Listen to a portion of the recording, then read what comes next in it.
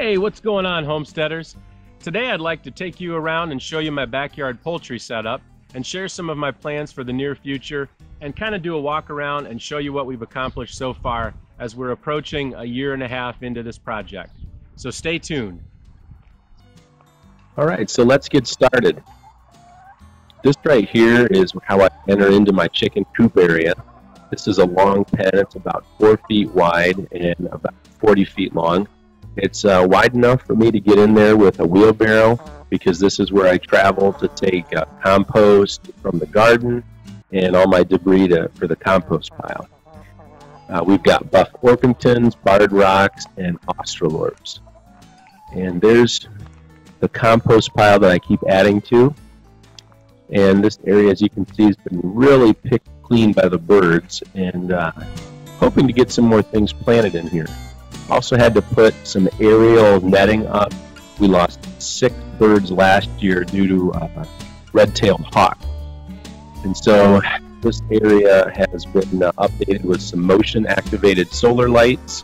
I think that it helps keep nocturnal predators like raccoons and possums away. And I've also added deer netting up the sides and aerial netting, bird netting over the top using 10-foot T-posts and a series of cables that I've stretched. This here is a slide that we recycled from an old playset that takes you right up into the chicken coop. This coop is 4 feet wide and 12 feet long, and we use nice pine shavings on the inside, and you can see the natural light and the ventilation, kind of a chicken's eye view there. On the outside, we've got 2 doors that are 4 foot long, and I put carabiner clips on there, so those are harder to manipulate by little nighttime predators.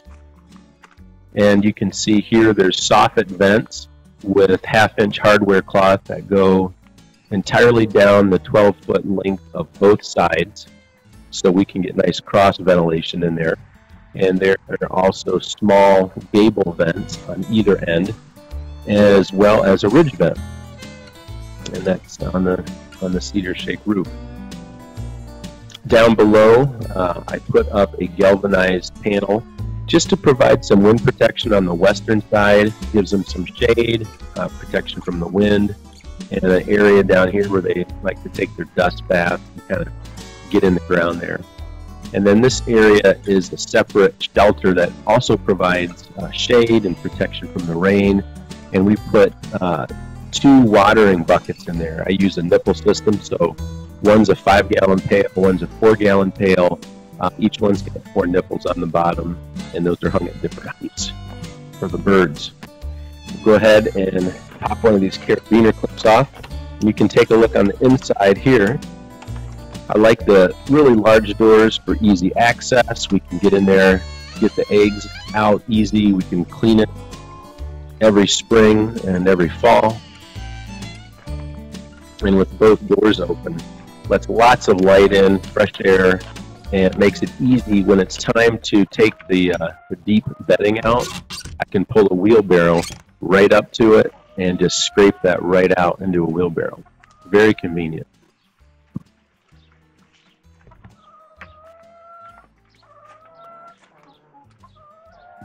Right now we've got about 12 birds in the coop, and they love to nest right up here on these soffit vents. And it kind of works out pretty well because their droppings fall outside of the coop. A lot of them do, which helps us in the aspect of cleaning. We've got some milk crates in here for nesting and a kind of a communal nest box, but their favorite spot for laying eggs is right here in the corner. And so right now we've got just 3 hens that are mature enough to lay. These lighter colored ones is the barred rock, and the darker, larger ones are the golden buff Orpingtons. So chickens are such a great animal to start with on your homestead, large or small. So if you're just getting started, I really encourage you to get some chickens. Now your purposes for getting chickens are going to vary. You might want to do it just for the pure enjoyment and the entertainment because they're pretty hilarious. You might want to have it for food security because they're wonderful for eggs and meat. So the choice is really up to you. But our plans have kind of evolved over the years, and you're probably going to find out that your plans will do the same. So it started out for us in a very small fashion with just 6 hens to have some eggs and fun, has kind of grown into a flock of 24 to 25 laying hens, so we can provide eggs for our family, eggs for ourselves, and maybe even have some to sell to those that pass by. So it's kind of turned into a little bit more of a food security issue for us. We think it's important to have a sustainable supply of meat and eggs for our family. And maybe you're in that situation too. So this might give you some ideas. Let's go check out the rest of it. So this here is my new chicken brooder that I built. In the past, I've used plastic tubs and cardboard boxes and so forth, but I really wanted to have something that was going to be long-lasting and fit into my overall system. So the dimensions of this brooder box fit perfectly inside of my coop that I showed you a little while ago. So the idea is that this will protect them while they're in my garage and safely covered, and they've got their heat lamp and so forth. And they'll be protected from raccoons or cats or anything else that might encounter them. But as they get older, I want to be able to take them out into the coop and start to introduce them to the rest of the birds and get them used to one another. So this will actually fit right inside there. That's the reason for this window here with 1/2-inch hardware cloth. When I go inside the coop, this will actually face inward, and so they'll be able to see each other and then get used to each other. One of the things I thought was kind of cool on this that I came up with is my watering system. It pops right out, and that's just a piece of inexpensive pine board. And these are 4 64-ounce Gatorade bottles that I got from the recycling center. And I just went ahead and got 4 of the nipple dispensers. The chicks took to those in a matter of days. There's no wastefulness about it. It keeps the coop clean. They're a lot more sanitary because there's no droppings that happen that can get into the water when the chickens have access to it when it's on the floor. And it's got quite a bit of water, so it's easy to pop in and pop out. And the chicks love it. Right now what I've got in here is my barn velders. This is my heritage breed dual purpose chicks. And let's go inside and take a look here and see how they're doing.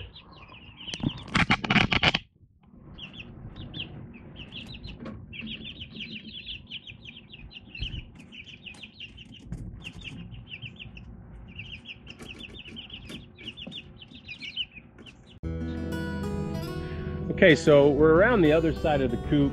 This is the little shelter here for their food and their water protection and a little bit more of the shade area.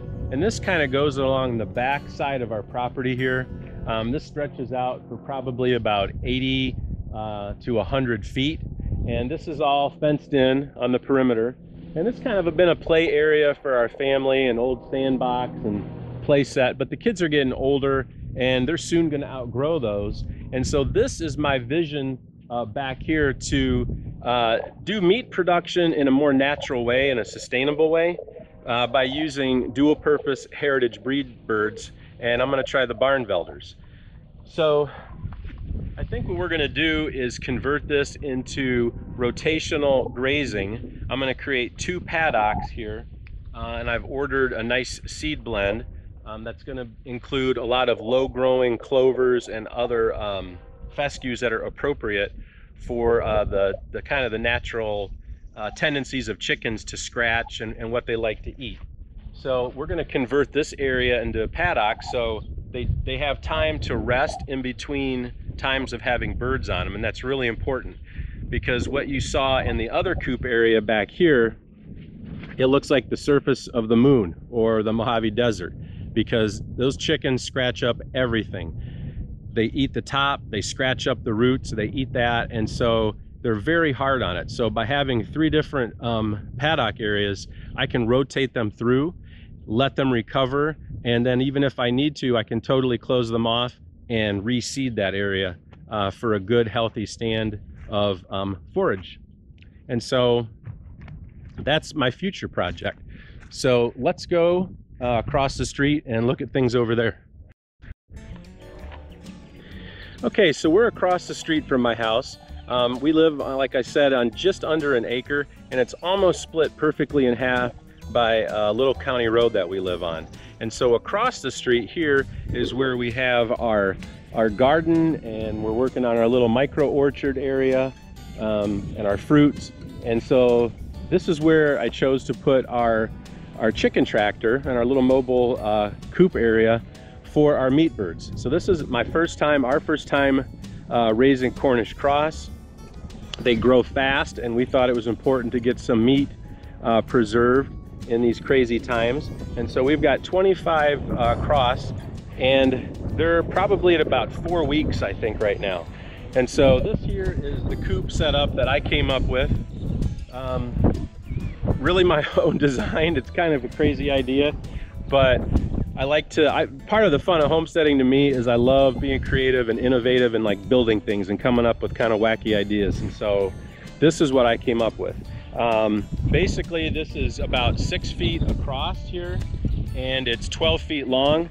The base of this, the foundation, is 2-inch PVC that I've coated with a clear coat of UV protectant spray.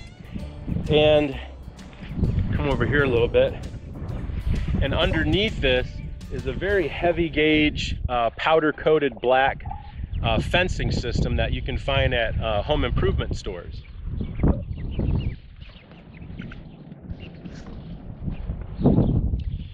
These panels are large and they're strong, and basically I just leaned them together and I used hog rings to secure them. You kind of can look in here. They're very stable, very sturdy, the way that those hog rings are. If I was to do it over, it would be cheaper if you have the tools to use cattle panels. You could do the same thing. But I like the idea that these are powder coated and they're gonna stay in good shape for a long time. And the spacing on them was much narrower than that of cattle panels. I think this is like 2 inches by 4 inches. But then over top of that, I did put 1/2-inch hardware cloth. That's gonna keep out the little prying paws of raccoons, possums, and foxes, and hawks. And so I covered that up, but the PVC foundation here, I just took a circular saw and I basically ripped a strip right down the center, and I slid the panels right into that and then kind of leaned them in and made an A-frame. And then here on the end, I just fashioned a simple frame that matched the sides, and I had some galvanized metal panels that I cut down to size, and I just simply attached this with bungee cords, so this can be pulled out and removed when I want to put their food or their water in here. But so far, the birds are really enjoying it.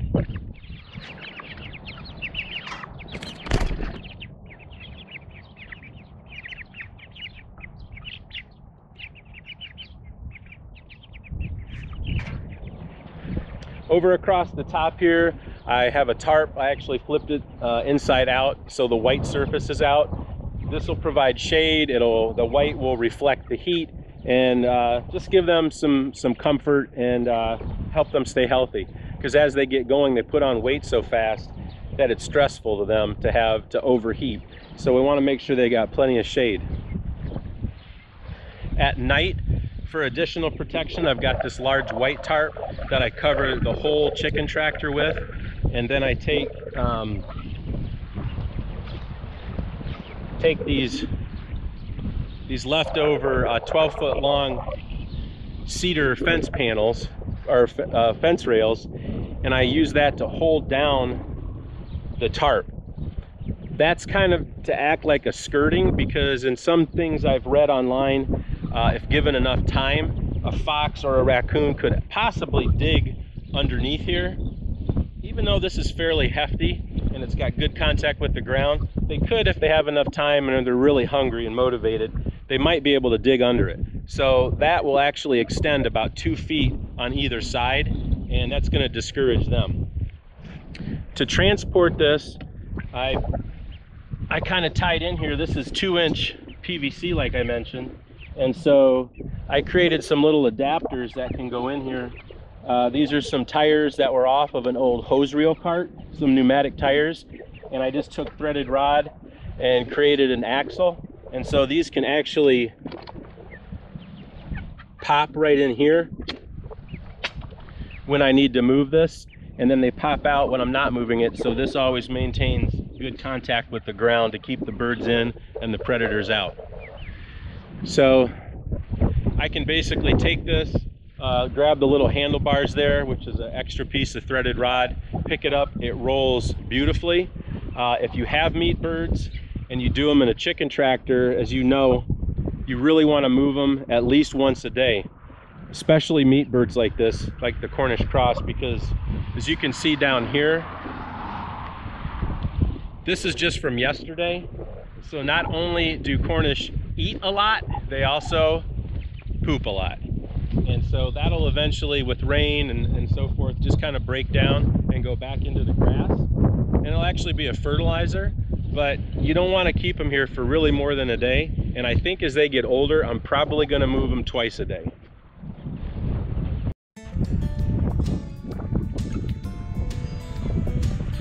All right, so in conclusion, if you are just beginning your homestead adventure, I would highly encourage you to add chickens. They're such an important part of your overall sustainability and the ecology of your property. They help you with everything from manure to compost to cleaning out your garden, eggs, meat production, and they're a great source of entertainment as well. And if you already have chickens, I really encourage you to always be open-minded and explore emerging ideas and innovative ideas that are happening. Right now, the homesteading community is really exploding with new people and tons of ideas. And so if you're doing things and you haven't changed them and it's been static for a few years, go online and check things out. Check out more of the YouTubers and blogs. There's lots of new books. There's new ways to care for them. So be open-minded and stay current with that. It's a lot of fun and it will really change your game. So thanks for watching. I really love to learn about what you're doing and other people's ideas. So please, when this video is done, pop down to the comment area below and share your ideas. I'd love to know if you have chickens, what kind. Tell us about your setup. Are you doing egg production, meat production? Do you use heritage breeds? What's your experience and what's your advice? Not only for me, but for our other viewers, we're trying to build a bigger community and share ideas so that together we can all be better homesteaders. So thanks so much, take care, and we'll see you next time here on The Hesitant Homesteader.